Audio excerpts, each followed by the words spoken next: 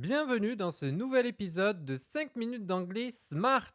Je suis Johan, créateur de la méthode Smart English qui utilise des techniques neuroscientifiques pour t'aider à mémoriser l'anglais beaucoup plus rapidement en éveillant le potentiel de ton cerveau. Aujourd'hui, on va découvrir ensemble une expression que l'on peut croiser dans les films, les séries et même au bureau. Are you giving me the axe?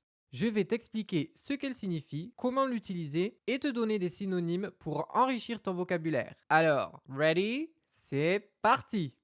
Un lundi matin, tu reçois un appel inhabituel de ton patron. Il te convoque à son bureau pour vendredi après-midi sans t'expliquer pourquoi. C'est alors que tu t'imagines tous les scénarios possibles dans ta tête. Est-ce que j'ai fait quelque chose de mal? Est-ce que je n'ai pas été assez performant? Est-ce qu'il va me virer?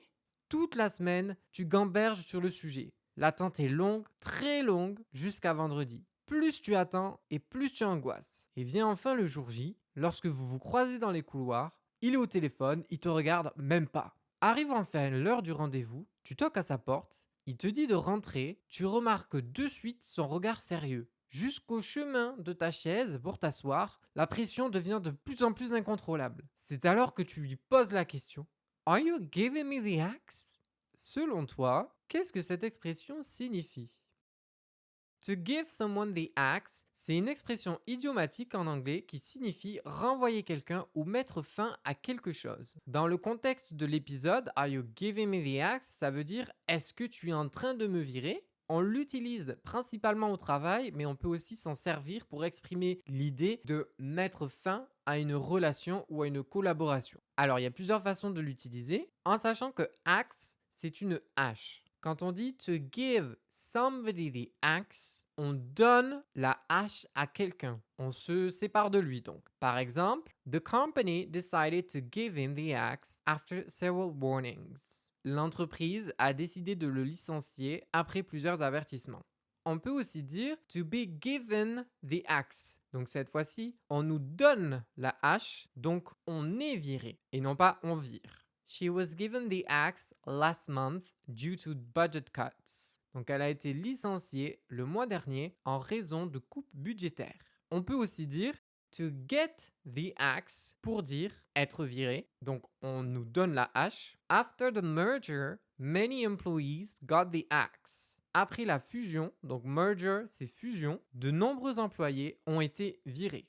L'expression to give someone the axe, elle remonte au 19e siècle où l'image de l'outil the axe, la hache, était utilisée pour symboliser l'acte de couper ou d'interrompre quelque chose, mais de manière brutale. Elle est devenue une expression courante aux États-Unis, notamment pour parler de licenciement ou de rupture. Il y a également d'autres images qui peuvent être utilisées et qui font varier l'expression. On a par exemple to get the boot. Cette fois-ci, c'est une chaussure, donc c'est comme si on nous donnait un coup de pied. To get the hook. Hook, c'est un crochet ou un hameçon, donc comme si on était un poisson et que quand on se fait pêcher hors de l'eau, on se retrouve sans oxygène, donc sans travail. Ou encore to get the sack. Sack, qui est d'ailleurs un mot d'origine française, c'est le sac. Où là, on a l'image d'un travailleur à qui on redonne son sac avec ses affaires dedans une fois qu'il est licencié.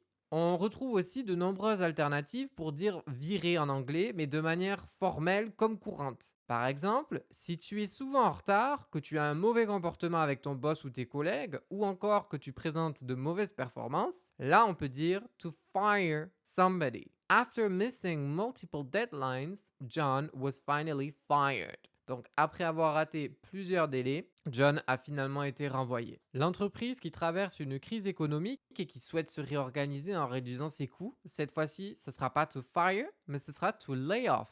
When the project was cancelled, the team responsible for it was laid off. Donc, lorsque le projet a été annulé, l'équipe responsable de celui-ci a été licenciée. Attention à bien faire la différence entre to fire somebody et to lay off. Ok, virer, licencier, et to be fired, to be laid off, to get fired, là, c'est être licencié, viré. Et maintenant, c'est à toi. Complète cette phrase dans les commentaires. I am getting fired because... Je vais être viré parce que aimer le motif le plus insolite, le plus drôle, le plus fou possible. De cette façon, ton cerveau va créer une image mentale que tu vas associer inconsciemment au vocabulaire qu'on a vu. N'oublie pas que c'est seulement en pratiquant que tu vas t'améliorer et en étant acteur de ton apprentissage. Donc joue le jeu et dis-moi ça en commentaire. J'ai hâte de te lire. Comme pour chaque épisode du podcast, retrouve la fiche PDF récapitulative de l'épisode avec l'audio et les flashcards pour t'entraîner à rapidement mémoriser le vocabulaire. Je te mets les liens en barre d'infos comme d'habitude. Merci d'avoir écouté cet épisode. N'oublie pas de liker ou de lui donner 5 étoiles sur les plateformes, c'est vraiment très important. Abonne-toi pour être au courant quand un nouvel épisode sort. On se retrouve la semaine prochaine pour une nouvelle expression qui te servira dans la vie de tous les jours en anglais. Et n'oublie pas, work smarter, not harder. Bye!